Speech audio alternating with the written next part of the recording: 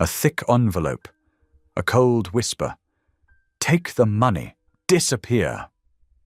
But the maid does something no one expects. She turns the bribe into food for strangers, in memory of the billionaire son's late wife. Hope sparks. Two lonely hearts find courage in a church kitchen and a cheap diner. Then, boom! The mother strikes back. A planted bracelet. A leaked video. The city gasps. At a glittering gala, the truth bends. But does it break? There's a hidden clip, a buried motive, and a secret grief the mother can't hide forever. When mercy meets power, who bows first, status or love? If a bribe became a blessing, what else is she hiding? And who will stand with the maid when the lies hit the lights? When the truth finally plays, will a family be destroyed? Or rebuilt right in front of everyone? Grace's footsteps echoed through the quiet halls of the Haynes mansion as she checked off her daily tasks. The crisp linen sheets, perfectly folded, filled the shelves of the upstairs closet. She made a careful note in her inventory log, her handwriting neat despite her trembling fingers. The morning mail had brought another stack of bills that now weighed heavily on her mind, each one a reminder of how thin their budget was stretched. "Mrs. Haynes," she called softly, knocking on Eleanor's door. "Time for your supplements." The door opened to reveal Eleanor's immaculate bedroom, with its designer curtains and plush carpeting. Everything in perfect order, just like Eleanor herself. Eleanor's perfectly manicured hand reached for the small cup of pills. "Thank you, Grace." The words were polite, but cool, like a winter breeze through an open window. She barely made eye contact as she took the medication with a sip from her crystal water glass. In the library, Grace ran her feather duster over the leather-bound books, many of them probably unread but impressive on the shelves. Her thoughts drifted to the stack of papers waiting at home.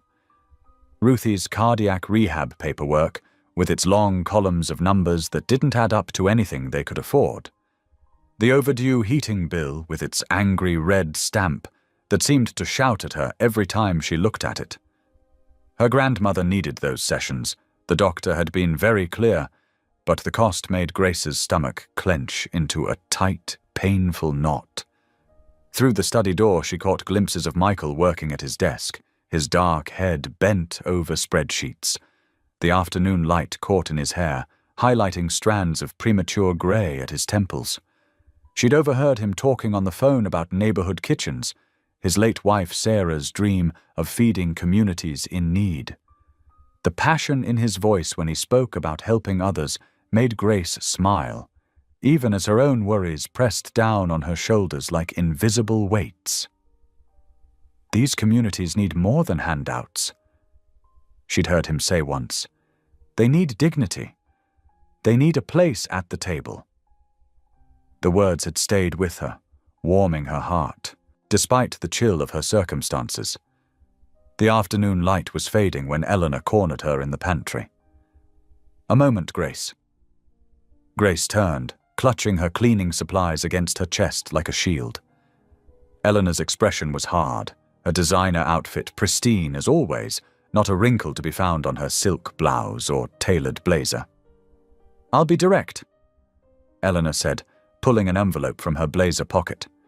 "Take this and leave my son alone." The envelope was thick, cream-colored, expensive, like everything else associated with the Haynes family. Grace's cheeks burned hot with shame and indignation. She hadn't done anything inappropriate, had she? Just small conversations here and there, nothing more. "I've seen how you look at him," Eleanor continued, her voice sharp enough to cut glass. "Let's be honest, you're not our kind. This will help you. Move on." Her smile was brittle, like ice about to crack.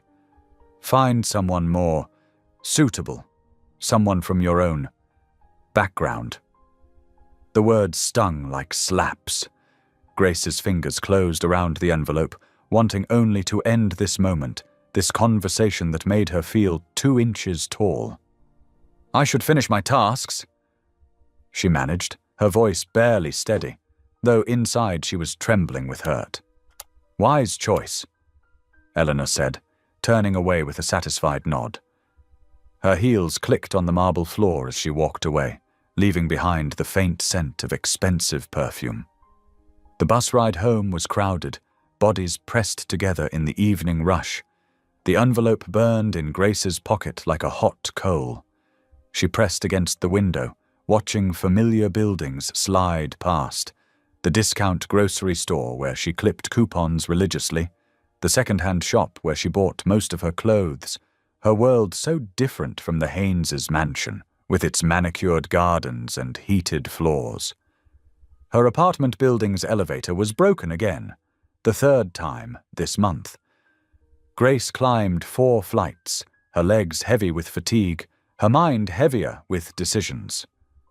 The 2-bedroom apartment was small but tidy, walls painted in cheerful yellow to hide their age and the cracks that spiderwebbed in the corners.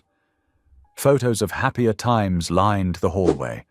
Grace's parents before the accident, Ruthie in her younger days, church picnics, and community celebrations. "That you, honey?" Ruthie called from her recliner, where she was working on a crossword puzzle, her reading glasses perched on her nose. A blanket covered her legs against the chill they couldn't afford to chase away with proper heating. "Yes, Grandma." Grace crossed the room and kissed Ruthie's soft cheek, noticing how the older woman's breath caught slightly when she shifted position.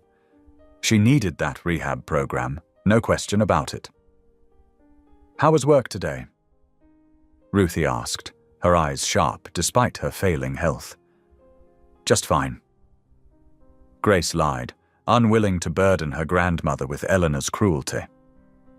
In the kitchen, Grace lined up Ruthie's pills in the plastic organizer, morning, noon, and night, a rainbow of medications they could barely afford.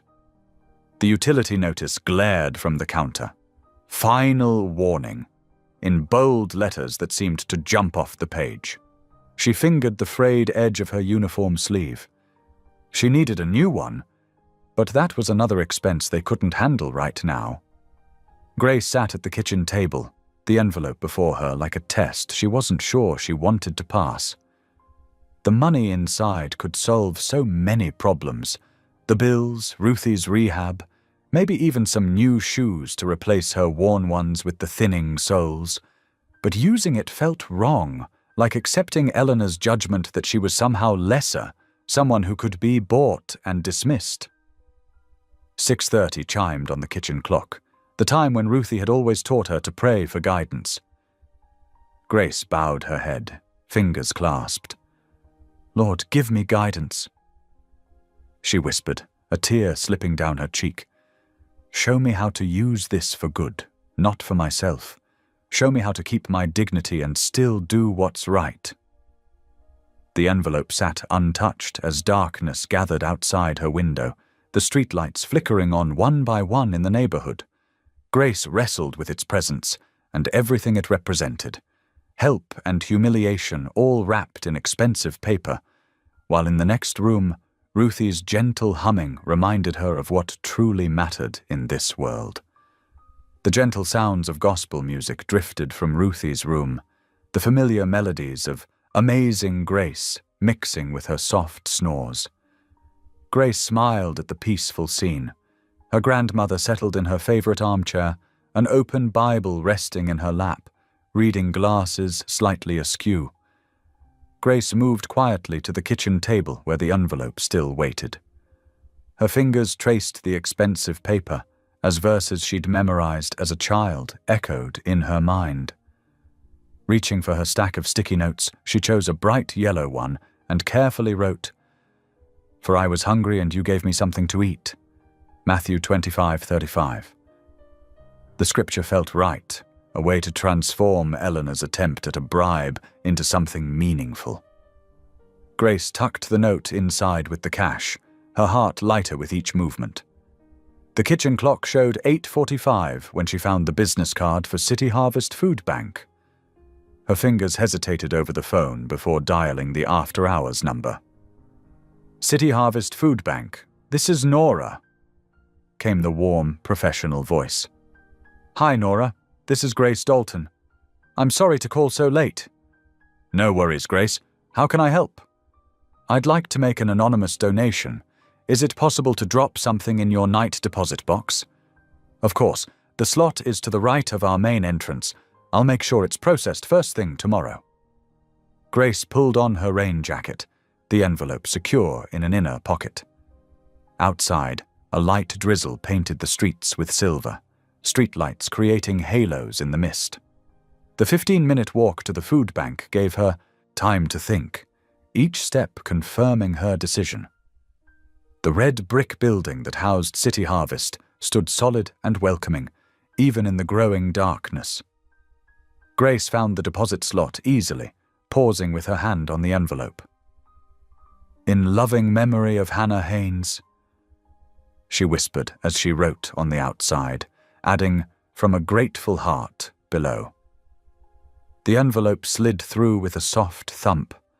On her way home, Grace stopped at the 24-hour pharmacy.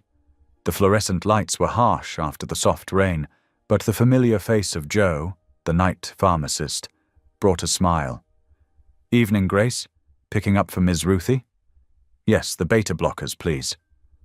Her debit card would be stretched thin, but Ruthie's health came first. Grace tucked the prescription bag safely away from the drizzle.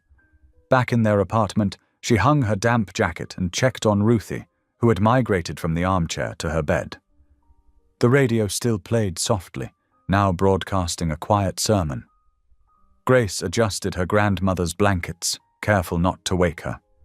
In the kitchen, Grace packed tomorrow's lunch, a tuna sandwich, apple slices, and the last of the oatmeal cookies Ruthie had baked on Sunday. Her hands moved automatically through the familiar routine as her mind drifted to the envelope, now safely delivered. She hoped Hannah would have approved of how her memory would help feed others. The fridge door was already crowded with reminders, but Grace found space for 3 new notes. 8 a.m., beta blocker with breakfast. 11 a.m., call Dr. Martinez rehab schedule, and 2 p.m., water plants. Ruthie's memory wasn't what it used to be, but the sticky notes helped. 10:15 glowed on the microwave clock. Grace stood in the quiet kitchen, listening to the soft patter of rain against the windows. Despite her empty wallet, her heart felt full. She'd turned something meant to shame her into a blessing for others. Tomorrow would bring its own challenges, but for now, that was enough. The night settled around the small apartment as Grace went through her bedtime routine. Her mind was at peace, even as the rain continued to fall outside, washing the city streets clean. The morning sun streamed through the tall windows of Michael's home office, casting long golden rectangles across the polished hardwood floor. He scrolled through his foundation's social media dashboard, eyes slightly tired from the screen's glow. His coffee sat in a ceramic mug, emblazoned with the foundation logo, grown cold and forgotten as he methodically reviewed overnight updates from their partner organizations, jotting occasional notes in his leather-bound planner. A new post from City Harvest Food Bank suddenly caught his eye. His breath caught in his throat, heart skipping a beat as he read, "Gratitude fills our hearts for a generous donation received in loving memory of Hannah Haynes. Your gift will help feed hundreds of families in our community." Feeding hope. Community love. Michael leaned closer to his screen, pushing his glasses up the bridge of his nose, something tugging insistently at his memory. The phrasing, "in loving memory of Hannah," mirrored exactly how he'd written it in his draft proposal for the neighborhood kitchen initiative. He'd spent weeks crafting those words, agonizing over each syllable, wanting to honor Hannah's passionate commitment to feeding people. The coincidence seemed too precise to be accidental. At the mansion across town, Grace moved through her morning routine with quiet efficiency, the soles of her sensible shoes barely making a sound on the marble floors. Sunlight spilled through the arched windows, highlighting dust motes dancing in the air as she worked. The house hummed with activity as other staff members prepared for the day, the distant vacuum cleaner, the clink of dishes from the kitchen, the occasional ring of the telephone. In the break room, Grace paused at the cork message board, its surface already cluttered with schedules and notices. She pulled a yellow sticky note from her apron pocket, smoothing it between her fingers. Her rounded handwriting flowed across the paper as she wrote, "Be kind to one another, tender-hearted." Ephesians 4:32. The capital letters curved with her signature flourish, a small detail of pride, something her fourth-grade teacher had praised years ago when most of her classmates were still struggling with basic penmanship. Back in his office, Michael clicked through to the food bank's photo gallery, examining each image with growing curiosity. There, in the corner of the image showing the donation envelope, he spotted something that made him sit up straighter, his spine tingling with recognition. A yellow sticky note, just visible at the edge of the frame, with distinctive handwriting he'd seen somewhere before, rounded letters and flowing capitals that seemed oddly familiar. He reached for his phone, scrolling through his contacts to find Nora Patel's number. They'd worked together on several foundation initiatives over the years, and he respected her no-nonsense approach to charitable work. City Harvest Food Bank, this is Nora speaking. Her voice was crisp and professional. "Nora, it's Michael Haynes. I just saw your post about the donation made in Hannah's memory." He tried to keep his voice casual, though his mind raced with questions. "Yes, we were so touched by the gesture. The timing couldn't be more perfect. We're launching our summer meal program next week, and honestly, we were struggling to meet our budget goals." Warmth crept into her professional tone. Michael's fingers drummed a gentle rhythm on his desk, betraying his inner restlessness. "The donor requested anonymity, I assume." "That's correct. We always respect our donors' privacy preferences, as you know." Nora's voice remained warm but professional, giving nothing away despite their years of collaboration. "Of course, completely understand. Listen, I'd like to authorize matching funds from the foundation. Same amount, same designation for Hannah's memory." "That's incredibly generous, Michael. The families we serve will be so grateful for your support." The genuine appreciation in her voice was unmistakable. After ending the call, Michael walked down the long hallway towards the staff break room, his footsteps echoing slightly against the high ceilings. The message board drew his attention immediately, colorful papers fluttering slightly in the breeze from the air conditioning.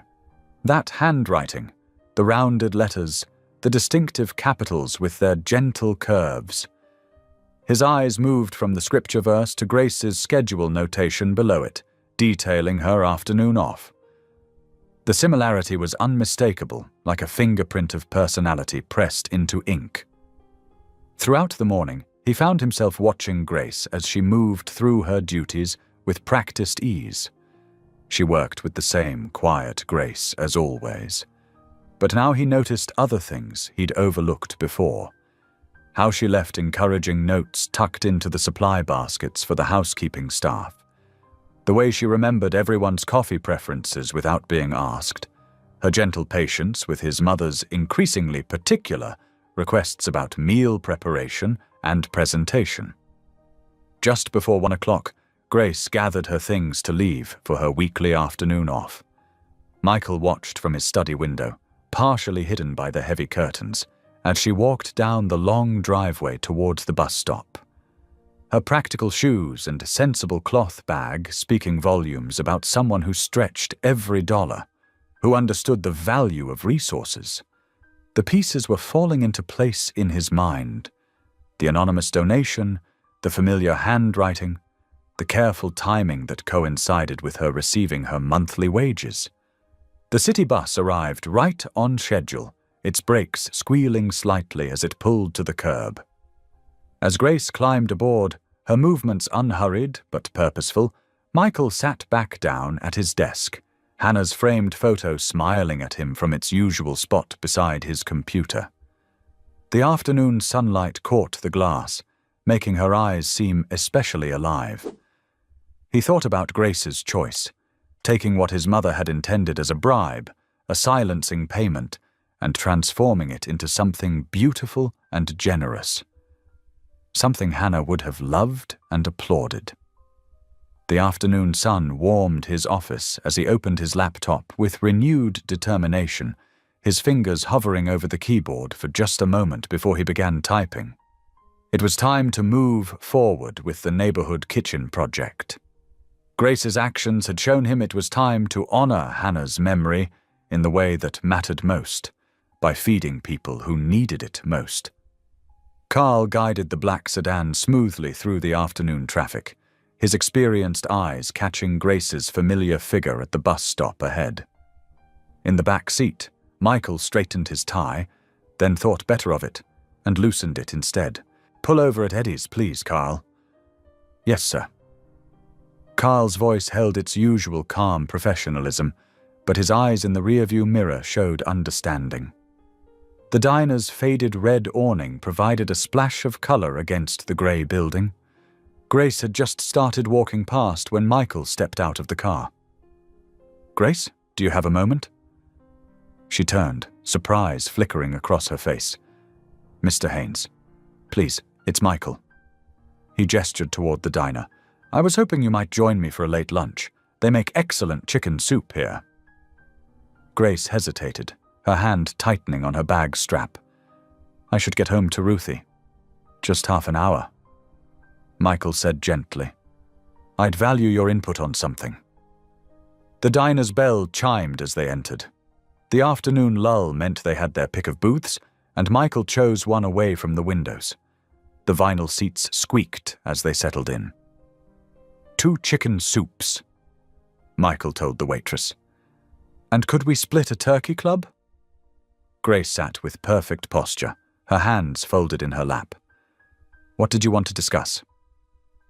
"Hannah's dream," Michael said quietly. The words made Grace's fingers twist together, but he continued. "She always wanted to create a network of neighborhood kitchens, places where people could get good food and learn cooking skills." Their soup arrived, steam curling up from the bowls. Grace wrapped her hands around the warm ceramic. "That's a wonderful vision," she said carefully. "I think so too." Michael stirred his soup. "But I need help making it practical. You have experience stretching resources, making good food go further." Grace's shoulders relaxed slightly. This was familiar territory. Bulk staples are key. Rice, beans, pasta, they're filling and versatile. And if you rotate volunteer captains, you build community ownership. What about special dietary needs? Diabetic-friendly options are essential. Grace's voice grew animated. "My grandmother, Ruthie, she struggles with that. Finding affordable sugar-free foods, balancing carbs." Outside, a silver sedan pulled up across the street, but neither Grace nor Michael noticed. Inside it, Eleanor Haynes leaned forward as Victor Lang raised his camera. "How is Ruthie doing?" Michael asked, breaking their sandwich in half. Grace's smile dimmed slightly. "Taking it day by day. The new medication helps, but—" She trailed off, then straightened. "We're blessed. She's strong." Michael nodded, watching as Grace carefully wrapped half her sandwich in a napkin, taking it home for Ruthie, he realized. "You know," he said conversationally, "someone made a beautiful gesture yesterday. They donated to City Harvest Food Bank in Hannah's memory." Grace's spoon paused briefly before continuing its path to her mouth. "How thoughtful. Yes, Hannah would have loved that. Using resources to feed people, it's exactly what she believed in." Michael met Grace's eyes. Whoever did that understood her heart perfectly. A faint blush colored Grace's cheeks, but she said nothing. Michael didn't push. "I'd like your help with the kitchen project," he said instead. "Your practical experience would be invaluable.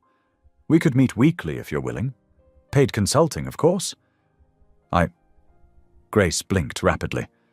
That's very kind, but think about it. Michael said gently. No pressure. Just consider it? Grace nodded, gathering her things. I should get home to Ruthie. Thank you for lunch. Carl can drive you. The bus is fine, she said firmly, but with a smile. Thank you, Michael. He watched through the window as she walked to the bus stop, her back straight, her steps purposeful. Across the street, the silver sedan pulled away. Later that evening, Grace stood in her small kitchen, warming soup for Ruthie. The familiar sounds of her grandmother's gospel music drifted from the living room. She touched the diner's napkin-wrapped sandwich in her bag, thinking about Michael's offer. Smells good, baby, Ruthie called from her recliner. You eating too? Yes, Grandma. Grace smiled, pouring the soup into 2 bowls.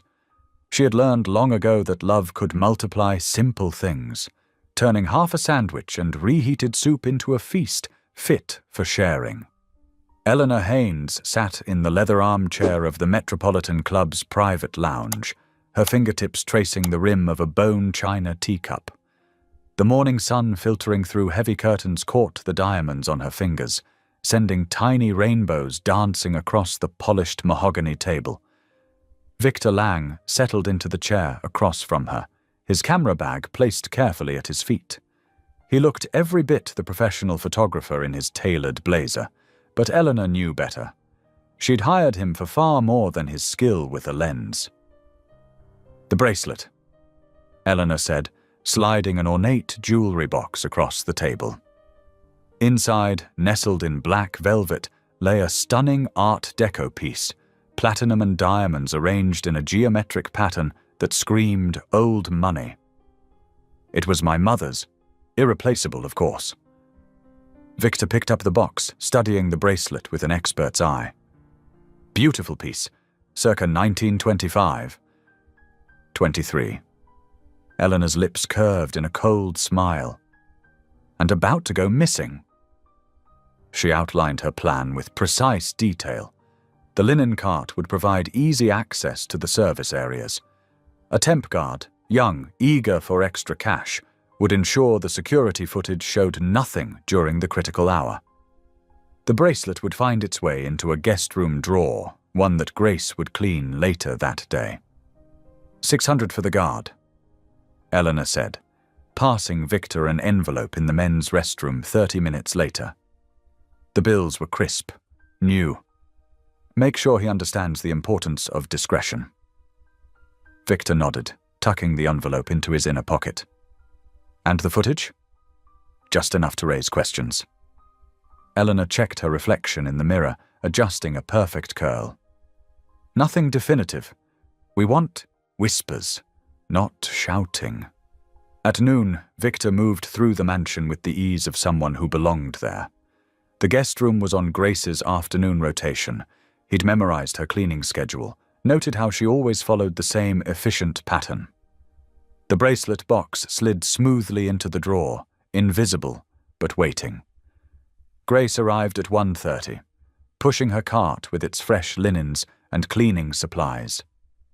She moved with quiet purpose, changing pillow shams with practiced hands, wiping down the dresser's surface until it gleamed. The wastebasket was emptied, mirrors polished, but the drawers remained closed, untouched.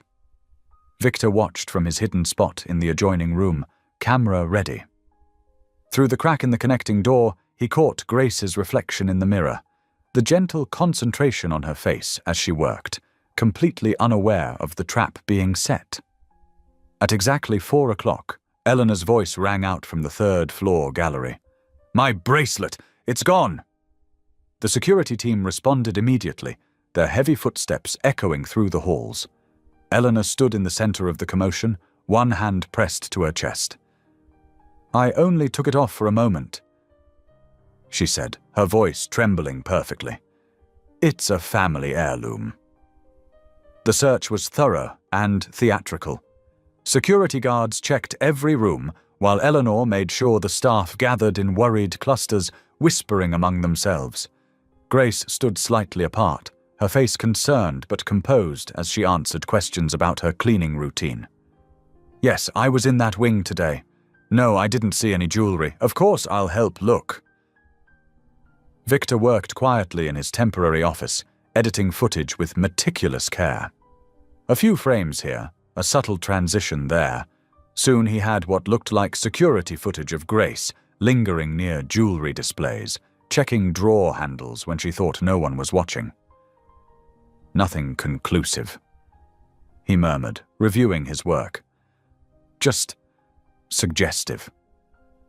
The mansion settled into an uneasy quiet as evening fell. In his darkened office, Victor connected his laptop to the network, preparing to sync the doctored files. The clock on his screen showed 9:25 p.m. Eleanor's text arrived right on schedule. "Files ready? Uploading now," he typed back. The progress bar crept forward, each percentage point another strand in the web they'd woven. At 9:30, he hit enter one final time, sending the last file into place.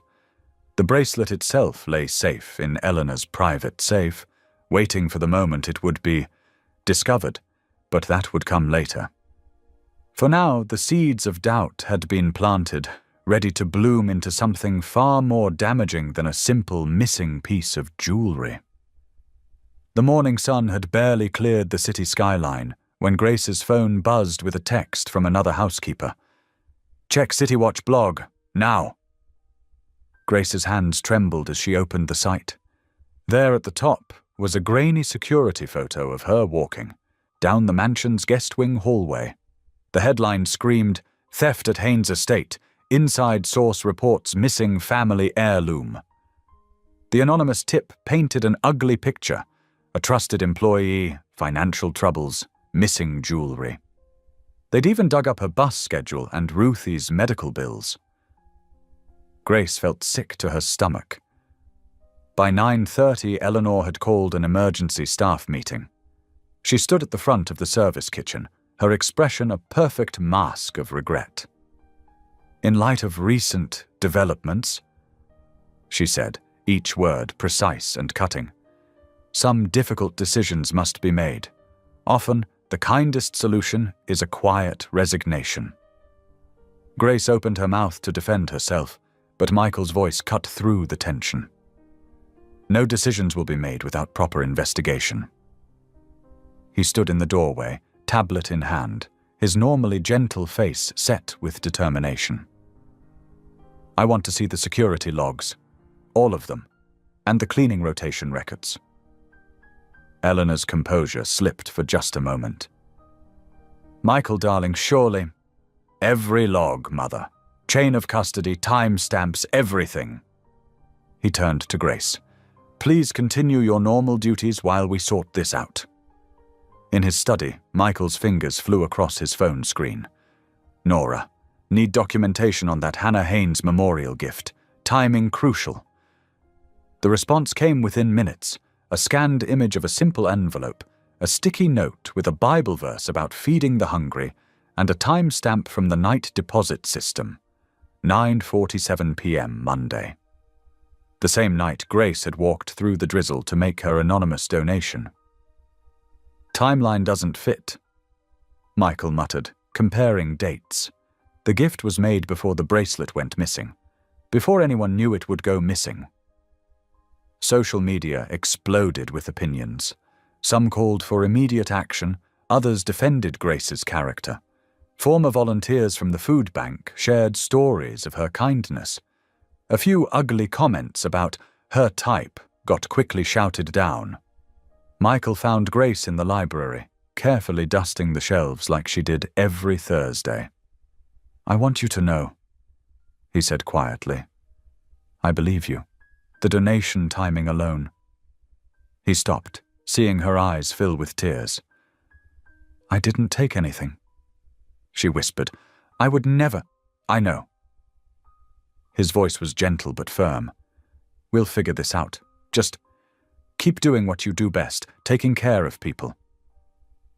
That evening, Grace sat in their small apartment, holding Ruthie's hand as her grandmother dozed in her favorite chair. The TV murmured in the background, some game show they both half-watched. The phone rang, making them both jump. "Mrs. Dalton?" The warm voice belonged to Nurse Alma Reyes. "Just checking about next week's appointment. Your heart readings have been stable." "Yes, thank God," Ruthie said, squeezing Grace's hand. "My girl makes sure I take everything right on schedule." "Good, good. Blood pressure diary up to date?" "Every morning and night," Grace confirmed, glancing at the neat chart on the fridge. After the call ended, Ruthie turned to Grace with knowing eyes. "You're worried about more than my blood pressure, aren't you, sugar?" Grace tried to smile. "Just tired, Grandma." Ruthie patted the couch beside her. "Come here. Let's pray about it." Grace knelt by her grandmother's chair, laying her head in Ruthie's lap like she used to do as a child. Ruthie's weathered hand stroked her hair as her soft voice lifted in prayer. "Lord, you know every heart and every truth. We trust you to bring light to dark places and peace to troubled spirits. Guard my baby's heart, Father. She does so much for others. Now let others stand up for her." Grace felt tears sliding down her cheeks as her grandmother's words washed over her. The evening light faded outside their window, but in that moment, wrapped in prayer and love, she felt a glimmer of hope pierce through the darkness of the day. The clock on the wall ticked softly, showing 8:30. Ruthie's prayers continued, a gentle stream of faith and comfort that seemed to fill their small apartment with peace. Grace kept her eyes closed, letting her grandmother's words carry her fears up to heaven, trusting that somehow, some way, the truth would come to light.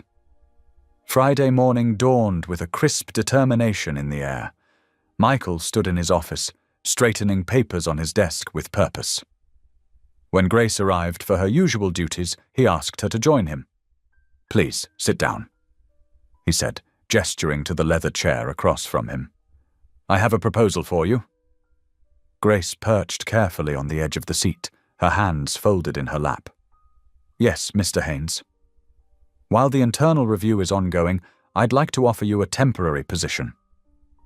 He slid a folder across the desk.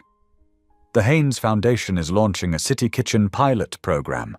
We need someone with practical experience to coordinate it." Grace opened the folder, her eyes widening as she read. "This is a full-time role, completely separate from the household staff. You'd work directly with the foundation and City Harvest Food Bank."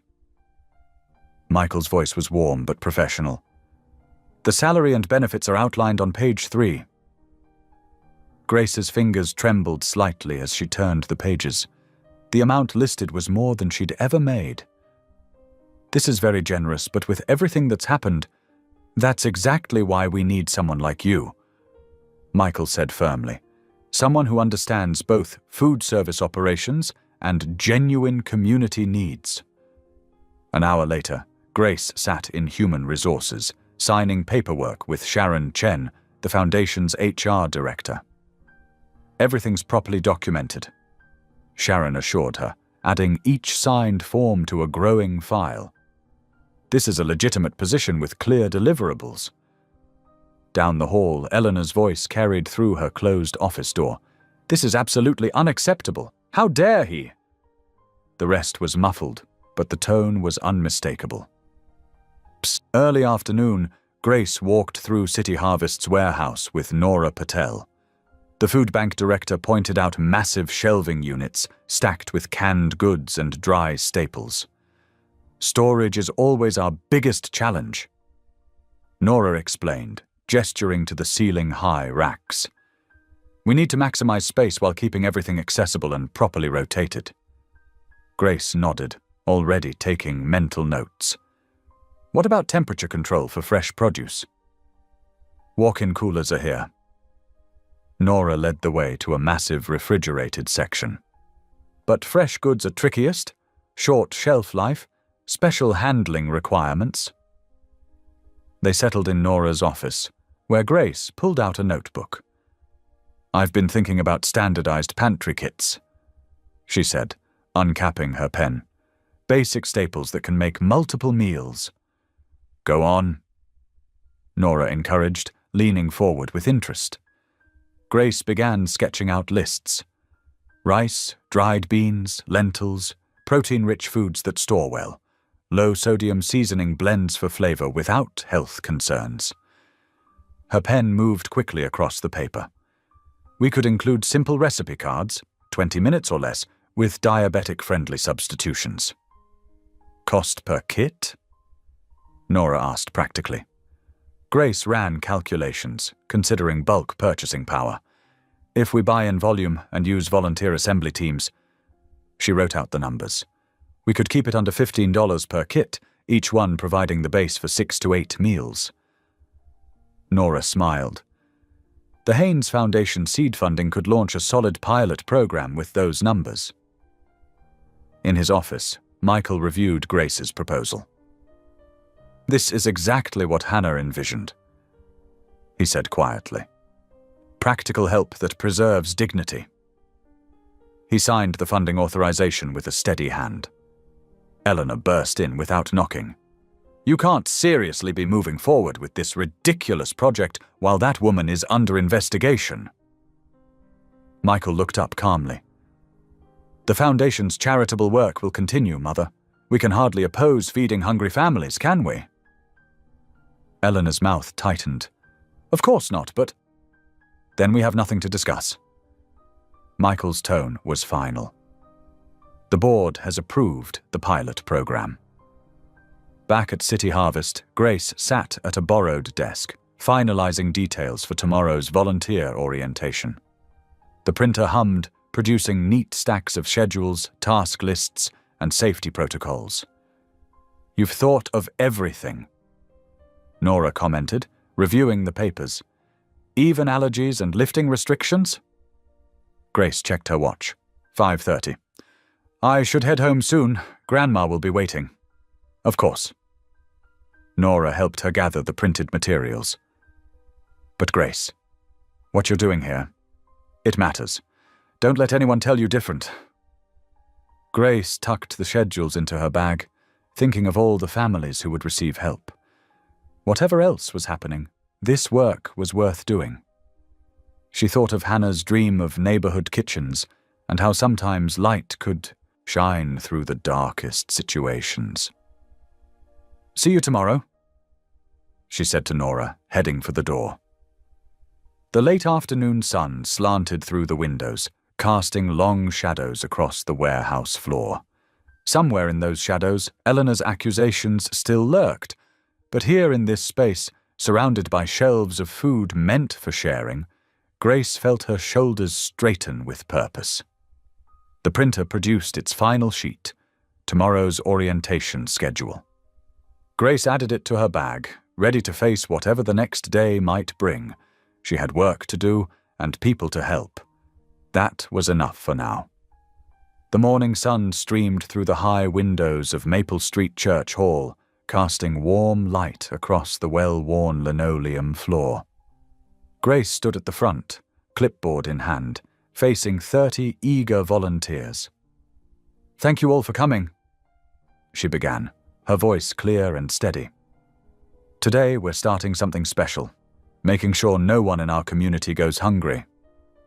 She divided them into teams, prep stations, assembly lines, and delivery coordination. Remember, we're not just handing out food, we're sharing hope. At the biscuit station, she noticed an older man struggling with the measuring cups.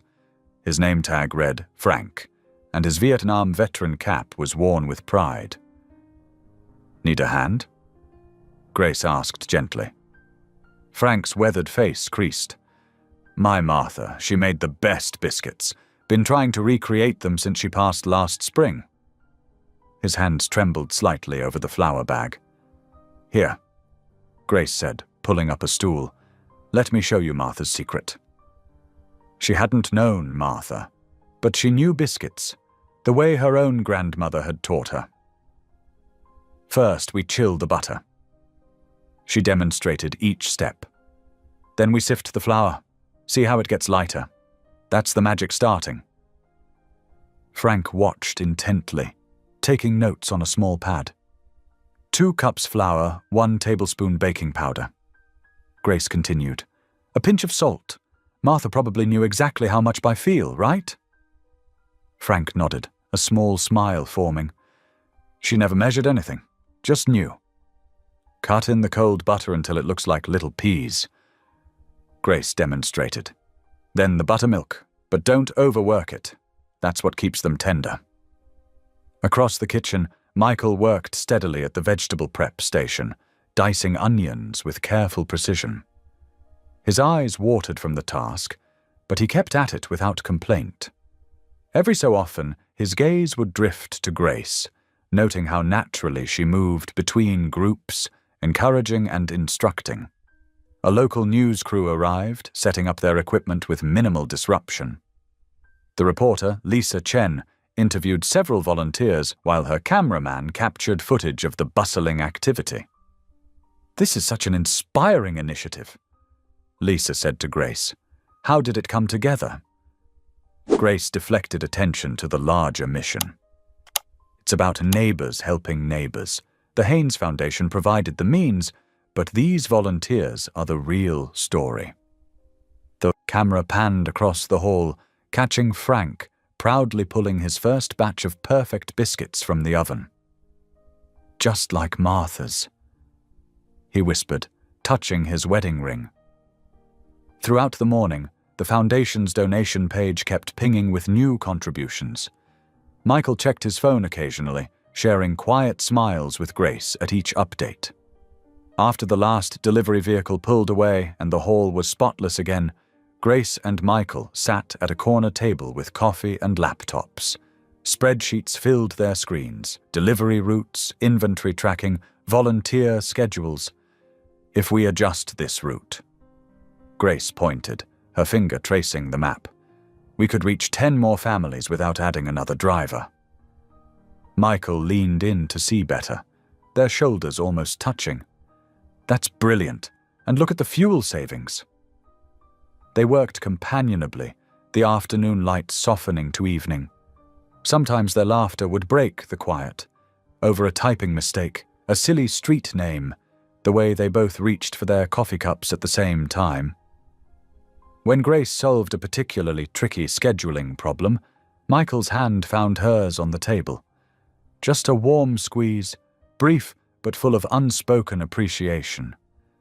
Their eyes met, then returned to their work, both smiling softly. Across town, Eleanor Haynes sat in her study, watching Lisa Chen's news segment with growing frustration. The camera showed Grace teaching Frank, Michael chopping vegetables, volunteers packing boxes with care. "Look at this outpouring of support," Lisa's voiceover announced. "The Haynes Foundation City Kitchen pilot program is already exceeding expectations." Eleanor's fingers tightened on her phone. She pressed Victor's number. "Have you seen this?" she demanded when he answered. "I'm handling it," Victor replied smoothly. "Handle it faster," Eleanor snapped. "The gala is our deadline. I want this finished before then." She ended the call with a sharp tap. Back at the church hall, Grace gathered her things. Her phone showed 9:30. Time to head home to Ruthie. "Thank you," Michael said quietly as she pulled on her jacket. "For everything today." "Thank you for trusting me with this," she replied. They shared one more smile before Grace stepped out into the cool evening air. She pulled out her phone to text Ruthie. "On my way home in 15 minutes, Grandma. Made some biscuits. Saved you one." The stars were just beginning to appear as she walked to the bus stop, carrying the warm satisfaction of a day well spent. The small church bell chimed as Grace and Ruthie made their way up the worn steps of Hope Community Chapel. The morning sun filtered through stained glass, casting warm patches of color across the wooden pews, blues and golds dancing over the polished oak. Ruthie's hand rested lightly on Grace's arm for balance as they found their usual spot in the third row, the familiar cushion sinking comfortably beneath them. Several congregation members nodded warm greetings as they settled in. "Good morning, Grace. Ruthie, you're looking well today," whispered Mrs. Henderson from the row behind, her weathered hands reaching forward to pat Ruthie's shoulder. Pastor Joel Avery stood at the entrance, greeting each person with a gentle smile that crinkled the corners of his eyes. His salt and pepper hair caught the light as he made his way to the pulpit, his weathered Bible, pages dog-eared and marked with colorful tabs, held reverently in his calloused hands. He adjusted his simple glasses and surveyed the congregation with genuine affection. "Today," he began, his voice warm and steady like a comforting blanket, "we're going to talk about something that might feel hard. We're going to pray for those who challenge us, the enemies we don't yet understand, those people who make our hearts tighten when we see them coming." Ruthie squeezed Grace's hand, her papery skin soft against Grace's. They both knew who was on Grace's mind. Eleanor's face flickered across her thoughts. "Sometimes," Pastor Joel continued, leaning slightly forward over the pulpit, "the person who seems set against us is carrying burdens we can't see, pain we don't know about, fear that makes them act in ways that hurt others. Behind every harsh word, there's often a wounded heart." A shaft of sunlight illuminated the dust motes floating in the air as the congregation sat in thoughtful silence. Grace thought of Eleanor's face in the pantry that day, the tightness around her eyes when she'd offered the envelope. The perfectly controlled posture that never quite relaxed. Was there fear behind that carefully maintained facade? What wounds might Eleanor be hiding beneath her designer clothes and practiced smile? The choir sang softly, their harmonies blending with the gentle whir of the ceiling fans above. Grace closed her eyes, letting the music wash over her troubled thoughts. After the short service, several church members stopped to chat with Ruthie, asking about her health and offering to bring over meals. Grace smiled, watching her grandmother's face light up with each conversation, the years seeming to melt away as she laughed with her friends. "Your grandmother is a treasure," said Pastor Joel, stepping beside Grace. "And so are you, Grace. The work you're doing matters." Grace nodded gratefully, her throat suddenly tight with emotion. "Thank you. Sometimes it feels like pushing a boulder uphill." "The best work often does," he replied with a knowing smile. At 1:00, Grace met Michael at the foundation office. The autumn sunlight streamed through large windows, painting golden rectangles on the polished hardwood floor as they reviewed the gala program for Thursday, October 12th. A vase of orange and yellow mums brightened the conference table, where papers were spread out in neat piles. "We should acknowledge the anonymous gift," Michael said, tapping his pen against the paper, his expression thoughtful. "It sparked everything else. Like throwing a pebble in a pond, the ripples keep going." Grace shifted in her chair, smoothing her simple skirt. "I've been thinking about that.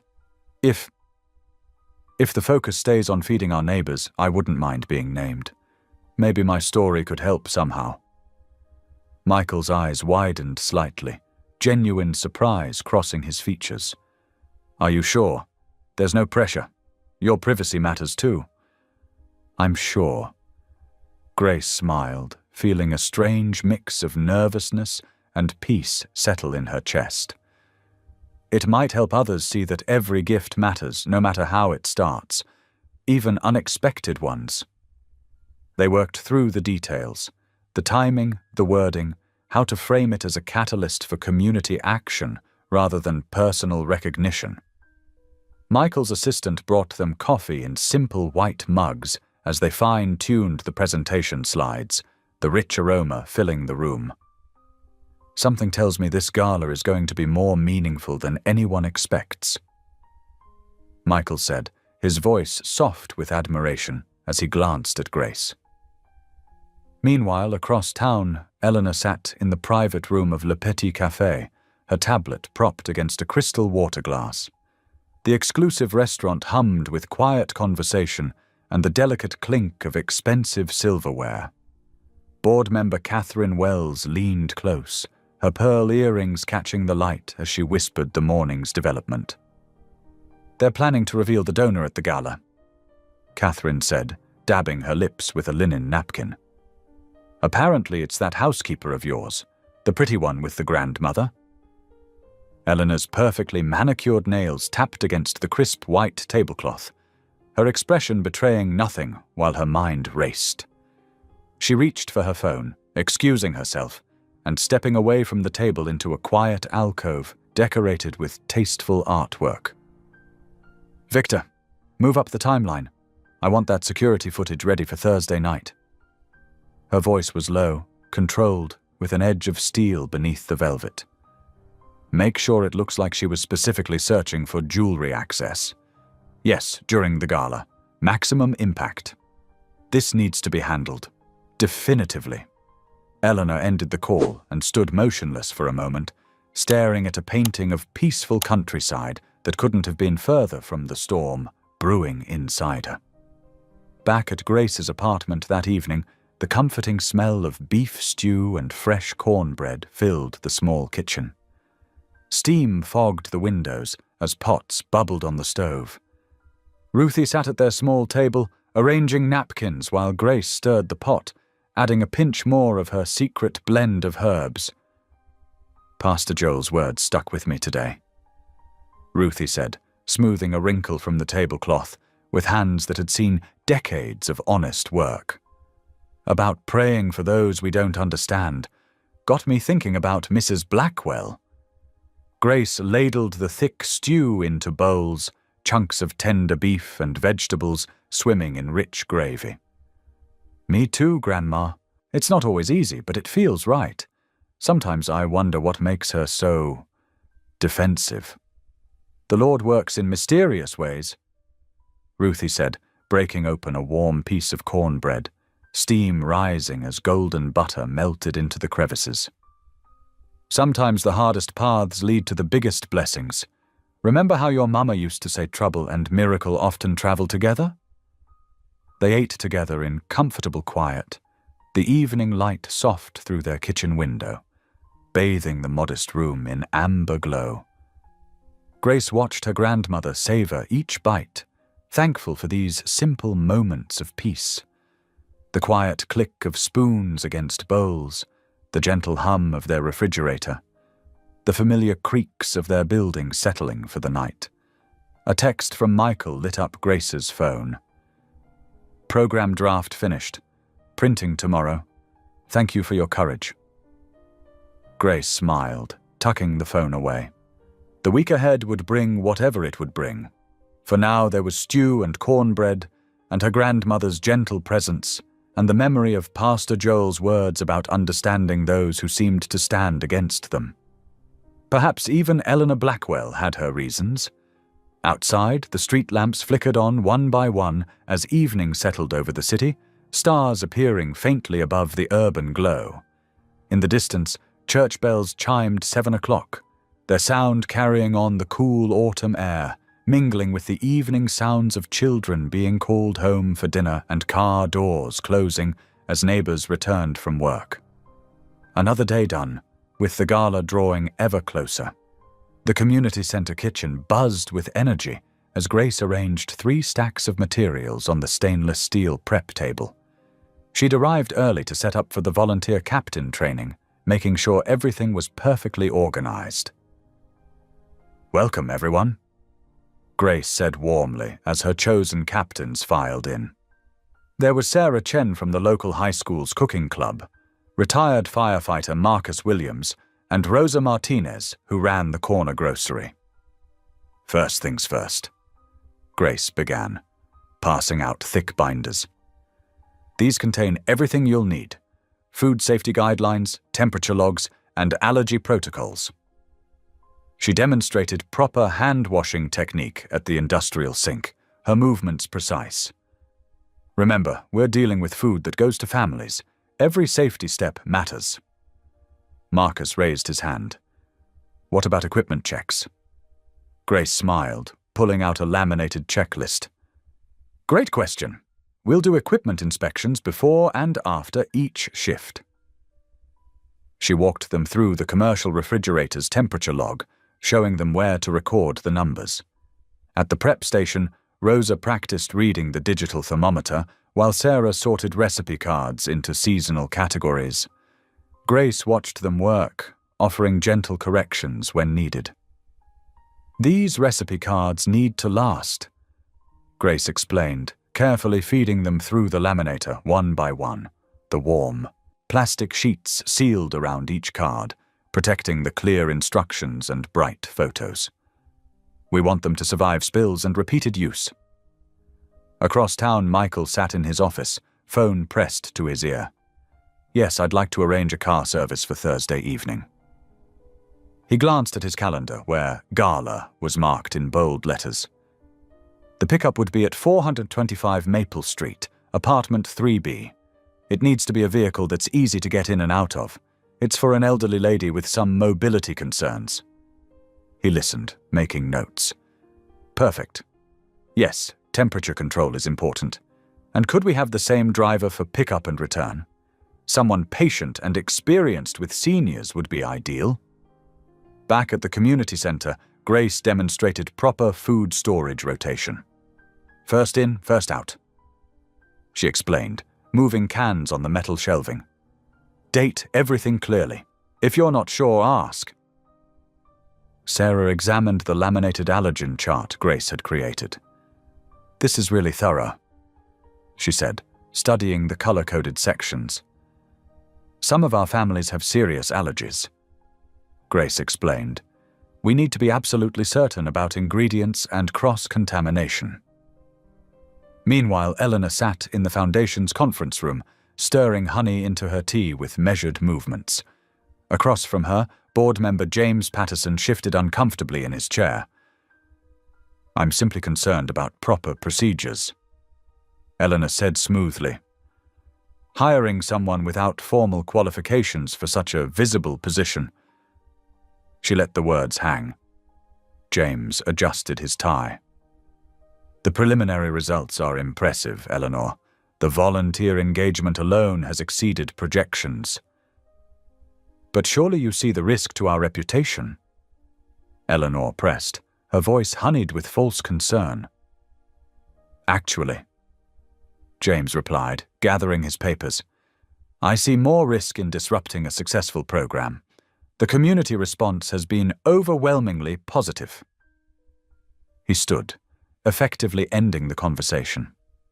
Eleanor's smile remained fixed as she watched him leave, her teacup clicking perhaps too sharply against its saucer. The day stretched into evening. In the mansion's underground garage, Carl Benton worked methodically under the hood of his sedan, checking fluid levels by the light of his LED work lamp. The concrete walls amplified the soft sounds of his movements. He liked these quiet moments after hours, when the garage was empty except for the row of luxury vehicles in their assigned spots. Working on cars helped him think, and lately there had been much to think about. As he moved to check the tire pressure, something caught his eye. A tiny flash of black plastic near Eleanor's parking space. Carl knelt down, picking up what turned out to be a micro SD card. He turned it over in his gloved hands, noting there was no identifying mark. The location was interesting, right where Victor Lang usually parked when he visited. Carl had noticed the man's increased presence lately. Always with his camera gear. Rather than turn it into lost and found, where things had a way of disappearing, Carl slipped the card into his pocket. He'd check what was on it first, just to make sure it got back to its rightful owner, he told himself. Back at the community center, Grace watched her volunteer captains practice the closing procedures. Marcus double-checked the equipment shutdown list, while Rosa and Sarah cleaned and sanitized the prep surfaces. Remember, Grace said, if anything seems off, equipment problems, temperature issues, anything. Call me immediately. Don't wait." They nodded, understanding the responsibility they were taking on. Grace felt a surge of pride watching them work. These were good people, committed to serving their community. "You're all doing great," she encouraged, helping them pack up their materials. "We'll do another practice run tomorrow, then you'll each shadow a shift before leading one." The night air was cool as they left the building, their breath visible in small clouds. Grace locked up, double-checking each door as she'd been trained. In the garage, Carl finished his maintenance routine, wiping his hands on a shop rag. He opened his glove box and carefully placed the micro SD card inside, closing it with a soft click. The garage lights hummed overhead as he gathered his tools, his movements unhurried but purposeful. Every detail mattered in this job. The things you noticed, the things you kept track of. Sometimes the smallest things turned out to be the most important. As he prepared to leave, Carl glanced once more at Eleanor's empty parking spot, then at his glove box. The card might be nothing, or it might be something. Either way, he'd find out soon enough. The clock on his dashboard read 10:00 p.m. as he closed the car door. Another day done, but tomorrow would bring its own revelations. The community center buzzed with energy as people shared their kitchen pilot stories. The large room hummed with excited voices and delicious aromas wafting from various cooking stations. Colorful handmade posters decorated the walls, showcasing before and after meal photos and testimonials in children's handwriting. Sarah Martinez, a single mother of 3 with dark circles under her determined eyes, demonstrated the quick beef and vegetable stew she'd mastered from Grace's recipe cards. "My kids actually ask for seconds now," Sarah said, stirring the pot while others crowded around her station, nodding and taking notes. She tucked a strand of hair behind her ear with her free hand. 20 minutes start to finish, and I can help with homework while it simmers. Before this program, we were eating cereal for dinner 3 nights a week. Grace made detailed notes in her worn spiral notebook as Sarah explained her clever substitutions. Frozen vegetables, when fresh, were too expensive. Better seasoning combinations she'd discovered. Sarah's confident smile was a far cry from the hesitant woman who'd first walked through their doors 8 weeks ago. This was exactly the kind of practical knowledge that could help other families struggling with tight budgets and even tighter schedules. "And the leftovers make perfect school lunches," Sarah added, ladling samples into small cups for everyone to taste. At the prep station across the room, retired machinist Bob Wheeler carefully unpacked a set of professional-grade knives, each one gleaming under the fluorescent lights. His weathered hands moved with surprising gentleness as he arranged them in size order on a clean cloth. "These were just collecting dust in my garage," he said, laying them out with precision that spoke to his years of working with tools. His eyes crinkled at the corners as he stepped back to admire the display. "Better they get used here than sit in a drawer. My wife always said good tools make the job easier, and she was right about that, like most things." Grace touched the well-maintained wooden handles with appreciation, noticing how the blades had been expertly sharpened. "These will make such a difference, Mr. Wheeler. Thank you. Our volunteers have been struggling with those dull department store sets."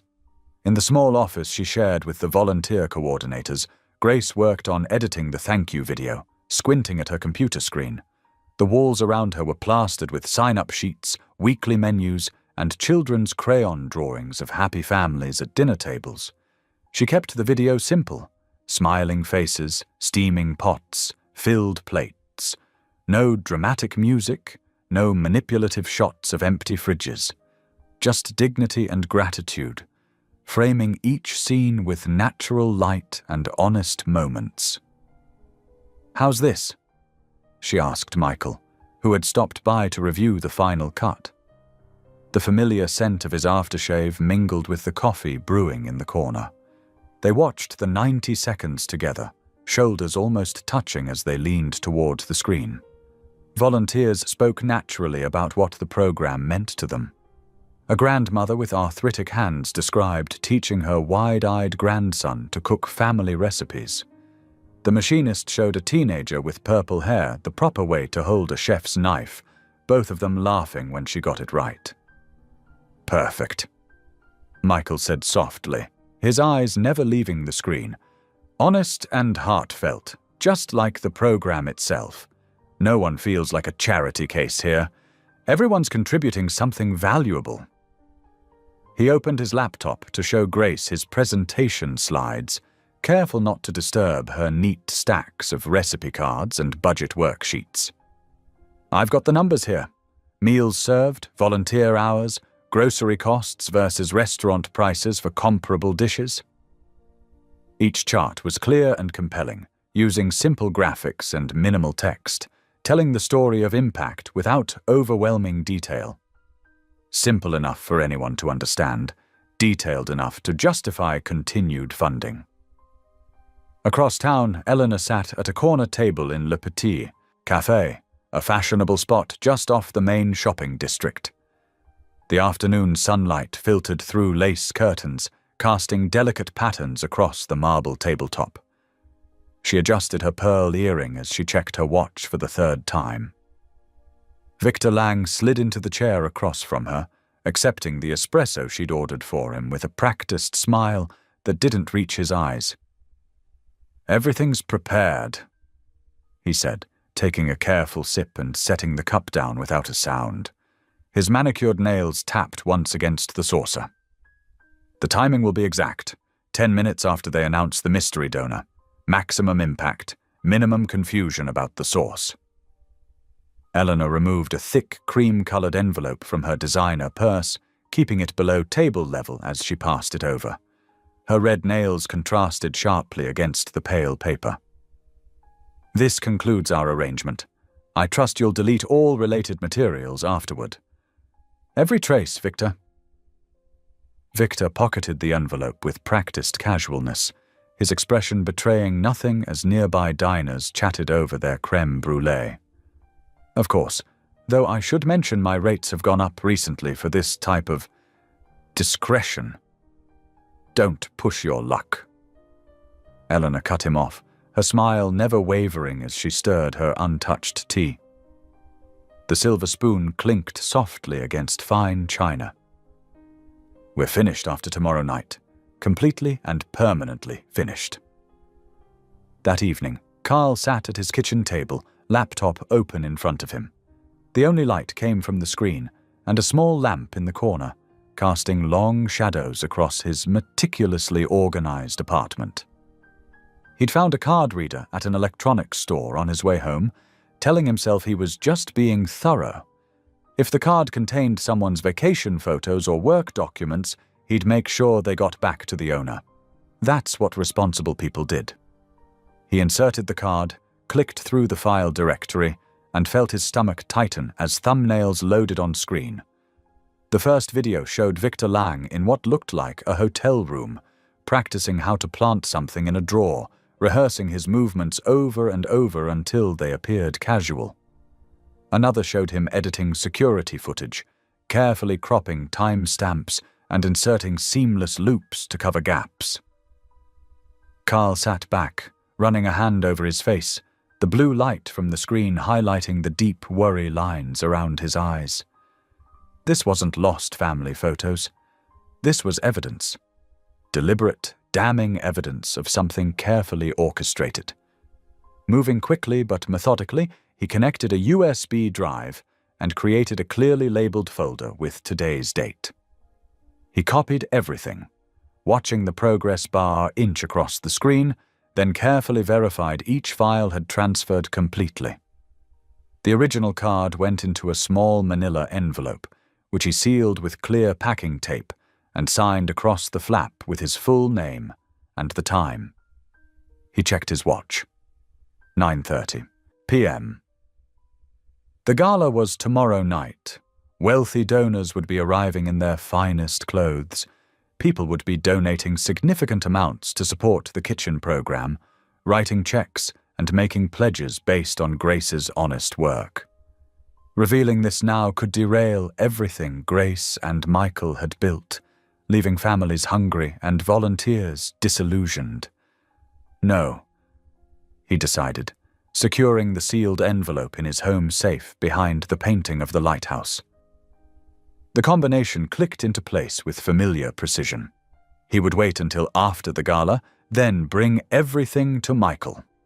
The truth would come out, but not at the cost of feeding hungry families.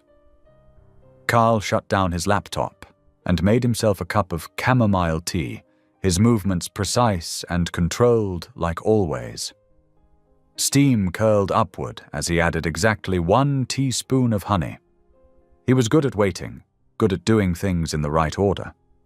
Tomorrow would unfold as it needed to, and then he would do what needed to be done. The evidence wasn't going anywhere, and neither was his determination to see justice served. The grand ballroom at the Heritage Hotel sparkled under crystal chandeliers, their warm glow reflecting off carefully arranged place settings. White roses and sprigs of lavender graced each table, their subtle fragrance mixing with the aroma of fresh-baked bread from the demonstration kitchen set up along one wall. Grace adjusted her simple black dress, a treasured find from a consignment shop, as she watched the donors file in. Her hands trembled slightly as she straightened the name cards one final time. This wasn't her world, crystal and silk and multiple forks, but the mission made it worth stepping into it. "There's my girl." Ruthie's voice carried across the foyer. Grace turned to see her grandmother being helped from a sleek town car, Carl holding her arm steady. Ruthie wore her best church dress and a soft blue shawl that brought out her eyes. The car service Michael had arranged meant no bus transfers, no tired legs before the big night. "You look beautiful, Gran," Grace said, embracing her carefully. "And you look like you belong right here," Ruthie whispered back. Michael stepped to the podium as coffee and dessert were being served.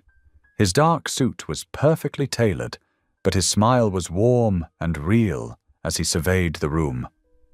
"Thank you all for coming tonight," he began.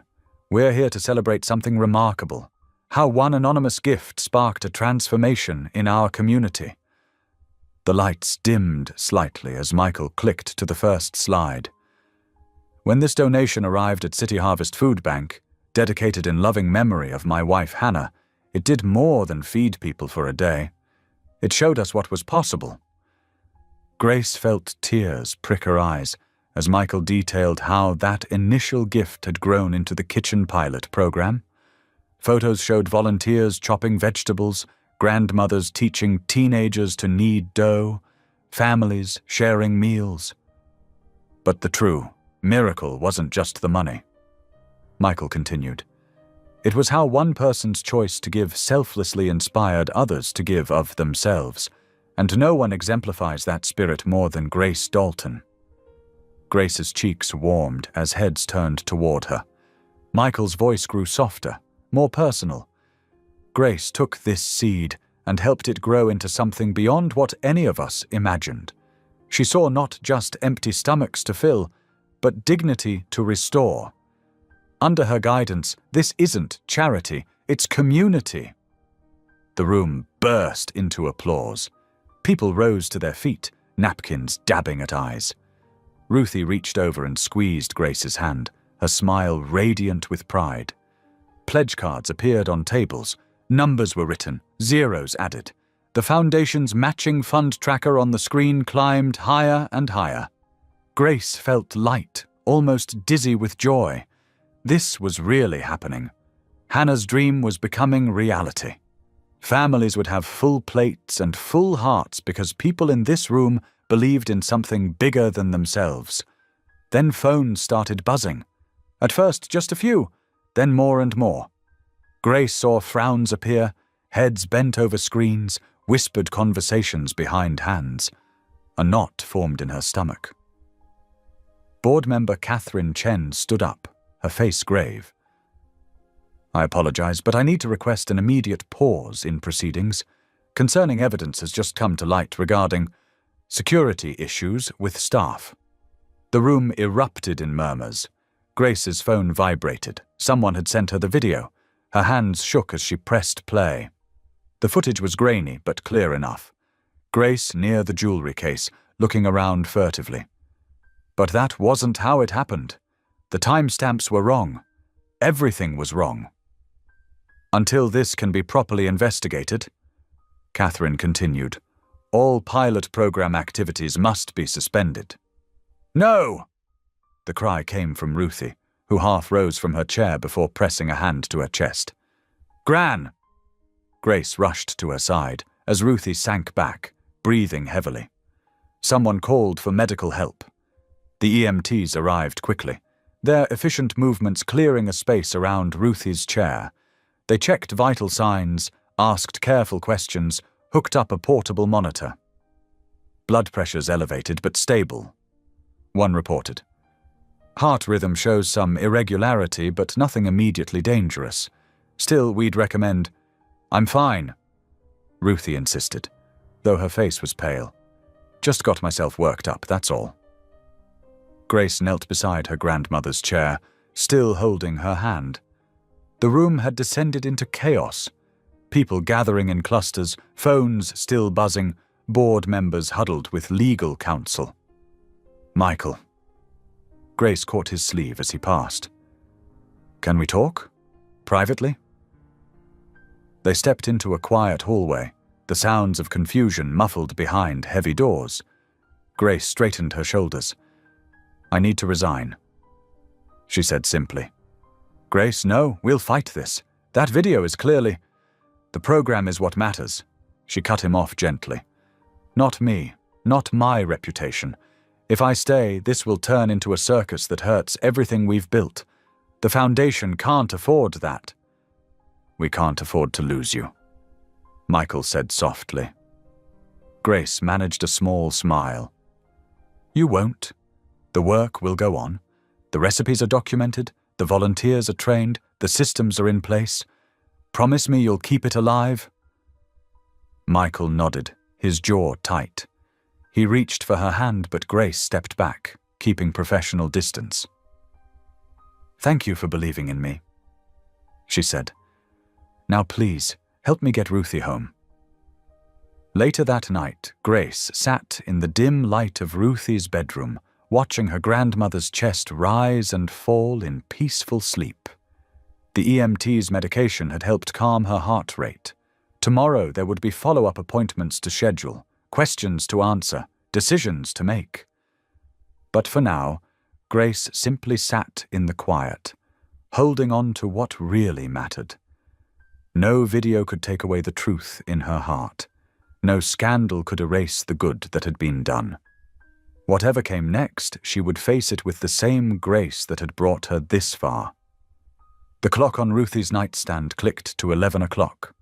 Grace adjusted the blanket over her grandmother's shoulders and whispered a prayer of thanks for another day together. Another chance to choose love over fear, service over self-protection. In the end, that was all anyone could do. The morning after the gala disaster dawned grey and humid. Grace tied on her apron in the Riverside Clinic's industrial kitchen, grateful for the familiar routine of food prep. The stainless steel counters gleamed under fluorescent lights as she lined up carrots, celery, and onions for chopping. Good to have you here, Nurse Alma said warmly, checking her clipboard. We've got 30 meals to prepare today. Grace nodded, focusing on the steady rhythm of her knife against the cutting board. Chop, scrape, pile, repeat. The work was simple and honest, exactly what she needed. Her phone buzzed in her pocket again. Another reporter. She'd turned down 3 interview requests already this morning. The story was spreading. Charity scandal rocks Haynes Foundation. Grace switched her phone to silent without looking at the message. They're vultures, Alma commented, noting Grace's expression. But this too shall pass. In his office across town, Michael sat at his desk, carefully reviewing the statement his PR team had prepared. He made a few adjustments, ensuring the tone remained measured and factual. The Haynes Foundation maintains full confidence in our pilot program's positive impact on community nutrition. We support a thorough and fair investigation into recent allegations, while continuing to honor the program's core mission of serving our neighbors in need. The Foundation thanks all volunteers and donors for their ongoing support during this process. He deliberately avoided mentioning Grace by name, knowing any direct defense might only fuel speculation. But his jaw clenched as he scrolled through social media comments, questioning her character, her motives, her worth. Eleanor sat in her private sitting room, television muted, but showing yet another news segment about the scandal. She'd cancelled her morning appointments, citing a migraine. In truth, she couldn't bear the sideways glances, the whispered conversations that stopped when she approached. Her fingers traced the delicate weave of Hannah's favorite scarf, still holding traces of her perfume after all these years. The last time Michael had stopped speaking to her, after Hannah's funeral, when Eleanor's grief came out as criticism, it had taken months to rebuild their relationship. "I can't lose him again," she whispered to the empty room. But the more the story spread, the more she saw judgment in Michael's eyes. She straightened her spine, pushed down the fear. There was no turning back now. In the clinic kitchen, Grace quartered potatoes for the soup, adding them to the simmering stock. The routine was soothing. Measure, season, taste, adjust.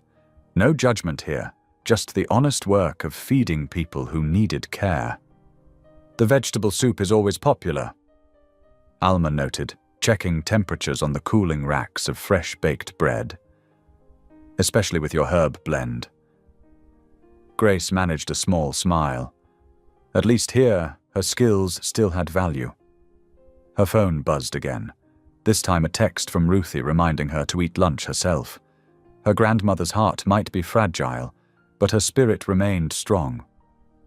Across town, Carl Benton sat in his parked sedan, studying the USB drive in his hand. After seeing the chaos at the gala, he'd almost come forward immediately. But years of service had taught him the value of timing and protocol.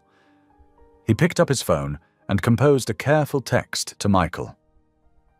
"Request private meeting tomorrow afternoon regarding security footage. Confidential matter." Michael's response came quickly. "My office, 2 p.m. In the Foundation's main conference room, the board's emergency session stretched into its third hour.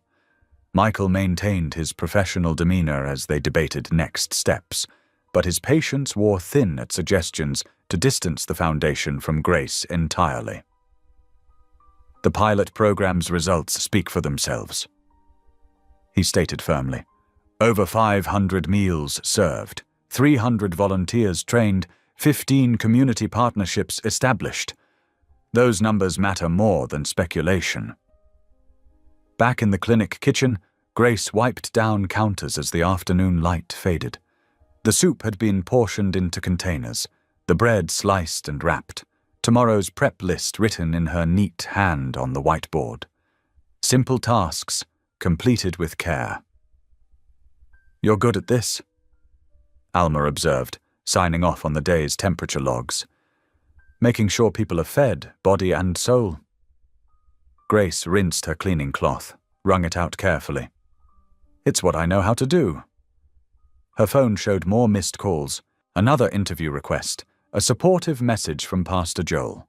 She cleared the notifications without reading them. The truth would come out or it wouldn't. Her job was to keep showing up, keep serving, keep believing in something bigger than herself. The industrial dishwasher hummed its final cycle as 8 o'clock approached.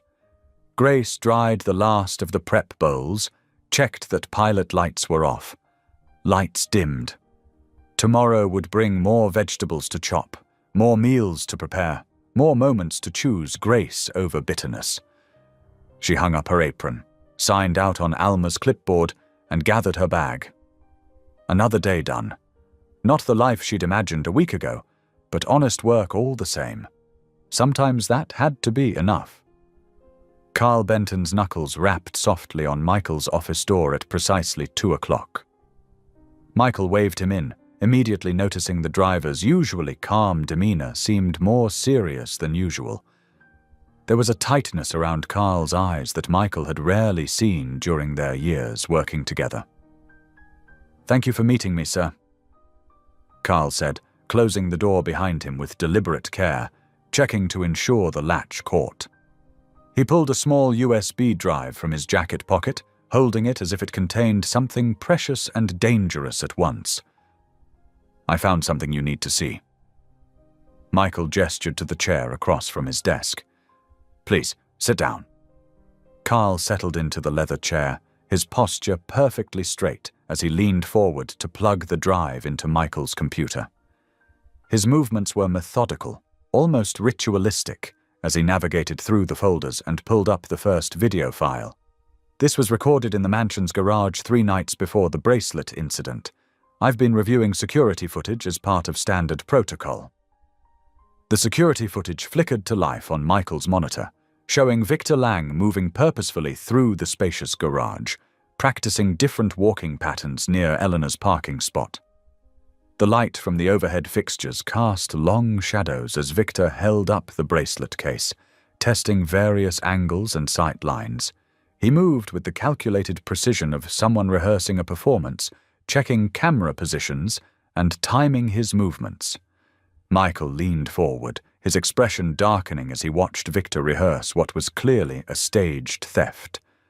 The evidence was unmistakable, the deliberate movements, the careful planning. A cold sensation settled in Michael's stomach. "There's more," Carl said quietly, his finger hovering over the mouse before opening another file. The second clip showed Eleanor alone in the garage the night before the scheme. The timestamp in the corner read 11:47 p.m. She stood in her designated parking spot, her elegant figure illuminated by security lights, clutching Hannah's pale blue scarf to her chest like a talisman. Her whispered words were clear in the garage's perfect acoustics, captured by the hidden microphone. "I can't lose him again." Her voice broke on the last word, revealing a vulnerability that Michael rarely witnessed in his composed mother. Michael's hands gripped the edge of his desk, knuckles white, his chest tightening with each passing second of footage. The implications were devastating. "Where did you get this?" he asked, his voice barely above a whisper. "Found a micro SD card near Mrs. Haynes's parking spot when I was checking tire pressure on the vehicles." Carl explained, his tone matter-of-fact but respectful. "Made a copy before anyone could destroy the evidence. I've kept everything secure. Victor must have dropped it while switching out dash cam cards. The original card contains both videos plus some other footage he was likely planning to edit." Michael nodded slowly, processing the weight of what he'd just witnessed. The betrayal stung, but the revelation of his mother's fear, that raw emotion, complicated his anger. "You did the right thing, Carl, but we need to protect the original." He pulled a notepad close, writing down an address and account details with a steady hand despite his internal turmoil. "First City Credit Union, Box 713. Place the micro SD there and bring me the deposit receipt. We'll need chain of custody if this goes legal." "Yes, sir. Right away." Carl stood, understanding the gravity of his role. His normally impassive face showed a flicker of relief, as if a burden had been partially lifted by sharing the truth. "And Carl," Michael added as the driver reached the door, his hand resting on the polished brass handle. "Thank you for doing the right thing, even when it was difficult." After Carl left, Michael sat alone in his office for a long while, the afternoon sun gradually shifting across the hardwood floor as he studied still frames from the footage. He zoomed in on his mother's face, seeing fear he hadn't witnessed since Hannah's death. The pain there was real, even if her actions were wrong. Her fingers had clutched that scarf, Hannah's favorite, so tightly that her knuckles had turned white. The contradiction troubled him deeply. Genuine love expressed through destructive deception. At 7 o'clock that evening, Michael knocked softly on Eleanor's sitting room door, his heart heavy with what needed to be done. She called for him to enter, then stiffened visibly when she saw his expression, her reading glasses slipping down her nose as she looked up from her tablet. "We need to talk, Mother," he said gently, sitting across from her in the pale blue armchair that had been his father's favorite. He placed several printed screenshots on the coffee table between them, arranging them neatly, giving her time to recognize what they contained. "I'd like to hear your side first." Eleanor's face drained of color as she recognized the garage footage, her perfectly manicured hand flying to her throat in an instinctive gesture of distress. Her eyes darted between the images and her son's face, searching for judgment. Her hands trembled as she reached for Hannah's scarf, draped across the chair back where she kept it close. Always. "I was so afraid," she whispered, her voice unusually fragile in the quiet room. "After Hannah died, you withdrew completely. You were like a ghost in this house. I thought I'd lost you forever." She twisted the scarf in her fingers, the delicate fabric wrinkling under her anxious touch. "When I saw you with Grace, saw how she made you smile again, I panicked. I couldn't bear the thought of you disappearing into grief again if she hurt you, or if she was just using you for your position. So you hired Victor to frame her?" Michael's voice held more sorrow than anger, the question hanging between them like a weight. Eleanor's carefully maintained composure cracked, her shoulders sagging as decades of perfect posture gave way to grief. "Yes," she sobbed, tears spilling onto her silk blouse. "I told myself she was beneath you, that she was after your money, but that was just my prejudice talking, my fear." She looked up at her son through tears, mascara creating delicate trails down her cheeks. "I was wrong, so terribly wrong." Michael moved to sit beside her on the small sofa, taking her hands in his, feeling the fine bones beneath the skin. "You hurt an innocent person, Mother.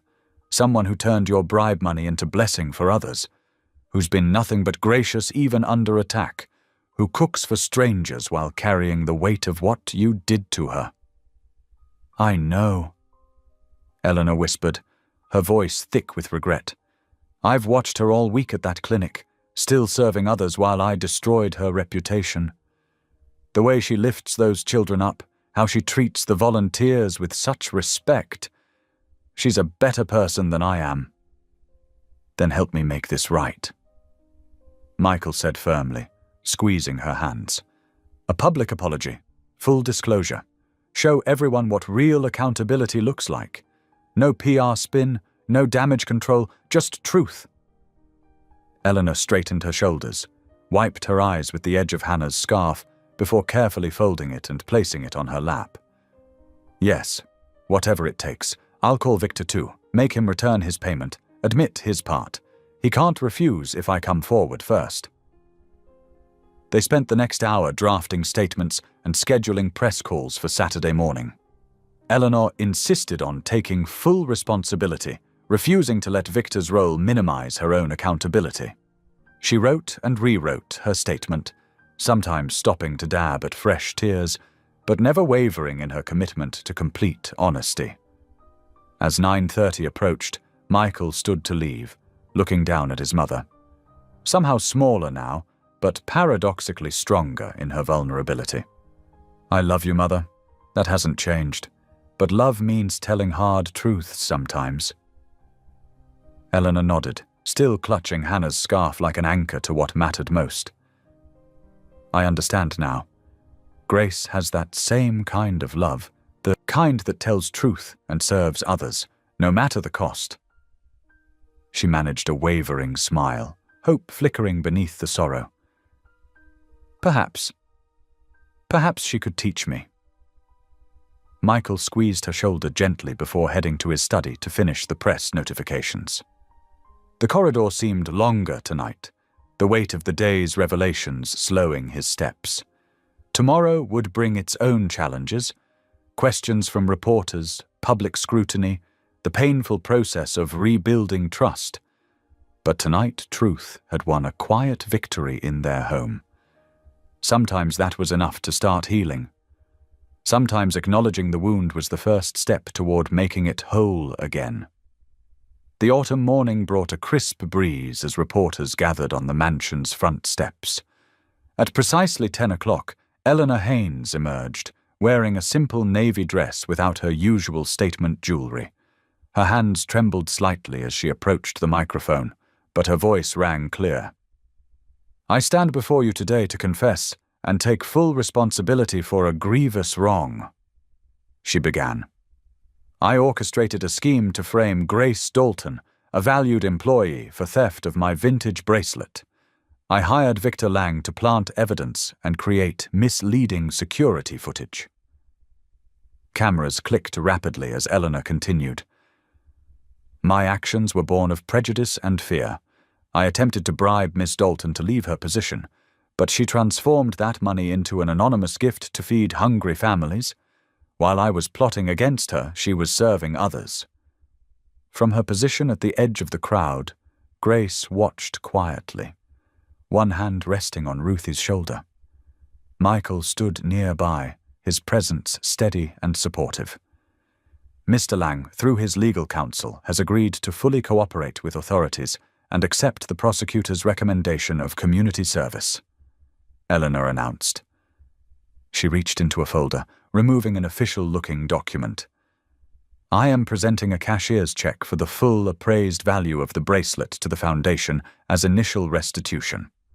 Furthermore, I will auction the bracelet itself, with all proceeds going to a new initiative." Eleanor's voice grew stronger as she outlined her plan. "Today, I am establishing the Open Table Fund. This endowment will create culinary job training and placement programs for overlooked workers, including those who face size discrimination or employment gaps. It will provide scholarships and support neighborhood food security through block fridge grants." Murmurs rippled through the crowd as Eleanor turned to face Grace directly. "To Miss Dalton, the Foundation staff, our devoted donors, and the entire city, I ask for your forgiveness. My actions were inexcusable, but I hope to demonstrate genuine change through sustained action." The Foundation Board President stepped forward, announcing the pilot program's immediate reinstatement with doubled matching funds. Within minutes, donors began calling out renewed pledges, many citing Eleanor's display of humility as their motivation. As the crowd dispersed, Eleanor approached Grace and Ruthie. "Ms. Dalton, might I have a word in private?" Grace nodded, giving Ruthie's hand a reassuring squeeze before following Eleanor to a quiet corner of the garden. "I have one more request," Eleanor said softly. "Would you consider chairing the Open Table Fund? Your expertise in both kitchen operations and compassionate leadership is exactly what we need." Grace studied Eleanor's face, seeing genuine remorse in her eyes. "I'll agree on one condition," she replied. "The fund must honor both Hannah Haynes and Ruthie Dalton by name. Hannah's vision for feeding families and Ruthie's lifetime of stretching resources to help others. Those are the examples we should follow." Eleanor's eyes welled with tears. "Thank you," she whispered. "Hannah would have loved that, and your grandmother deserves every recognition." They shook hands firmly, the simple gesture sealing both a partnership and the beginning of healing. Throughout the afternoon, Grace fielded calls from community leaders and culinary schools eager to participate. Michael helped her set up a temporary office in the mansion's sunroom, where she could work while staying close to Ruthie, who dozed peacefully in a comfortable armchair. As evening approached, Grace gathered her materials and headed home. At her kitchen table, surrounded by familiar sounds, the hum of the refrigerator, Ruthie's gospel music playing softly, she began drafting the grant criteria for the Open Table Fund. Her pencil moved steadily across the paper as she outlined requirements: priority given to neighborhood-based initiatives, minimum 60% of funds directly supporting food costs, required nutrition education component. She smiled as she added, all programs must include dignity-focused service training. The kitchen clock showed 8 o'clock when Grace paused to make Ruthie's evening tea. The grant criteria were taking shape, transforming pain into purpose, just as she'd done with Eleanor's envelope that first night. She thought of Hannah's dream and Ruthie's wisdom, grateful their names would guide this work forward. Ruthie's voice carried from the living room, humming along with the radio. Amazing Grace, how sweet the sound. Grace smiled, adding one final note to her draft. Success measured in lives touched, not just meals served. The September sun cast a gentle warmth over Maple Street as volunteers hung bright streamers across the freshly painted community kitchen entrance. The aroma of simmering soup and fresh-baked bread drifted through open windows, drawing neighbors from their homes. Carl pulled up in his sedan, helping Ruthie step out carefully. Her turquoise shawl sparkled in the sunlight as she made her way to the front row of chairs, where Michael had arranged comfortable seating with extra cushions. Miss Ruthie, you're looking well, Pastor Joel said, reaching out to steady her arm. He adjusted his collar in the warm breeze, smiling at the growing crowd. Inside the kitchen, Grace and Eleanor worked side by side, their aprons dusted with flour. Eleanor had chosen a simple cotton one, plain and practical, worlds away from her designer wardrobe. The carrots need another minute, Grace said, testing a piece from the soup pot. Eleanor nodded, arranging ladles on the serving counter. The bread's perfect, though, just like you taught me. Through the window, they could see Carl walking toward a parked police car, manila envelope in hand. He spoke briefly with the city investigator, handing over both the original dash cam card and his written statement. The investigator nodded, logging the evidence carefully. That's the last piece, Eleanor murmured, her voice steady despite the weight of the moment. The security guard came forward yesterday. Victor's cooperation agreement is already on record. Grace squeezed her shoulder gently. Then it's truly finished. Time to focus on feeding our neighbors. The choir gathered near the entrance, their robes catching the breeze. Pastor Joel stepped forward, raising his hands for attention. Friends and neighbors, he began, we gather to celebrate not just a renovated building, but a renewed spirit of community. Let us pray. He bowed his head. Lord, bless this kitchen and those who serve here. May every meal prepared remind us that your table has room for all. Amen. The choir's voices rose in perfect harmony. Amazing Grace, how sweet the sound. Michael finished setting out the last row of chairs, making sure there was easy access for elderly veterans and space for parents with strollers. Children darted between the seats, their laughter mixing with the hymn. As the song ended, Grace and Eleanor began serving soup, working in smooth coordination. Bowl after bowl passed from their hands to hungry neighbors. Eleanor's eyes sparkled with unshed tears as she watched a young mother settle her children at the table. Remember to try the cornbread, Grace called out warmly to each guest. Miss Ruthie's recipe. The afternoon flowed like a gentle stream.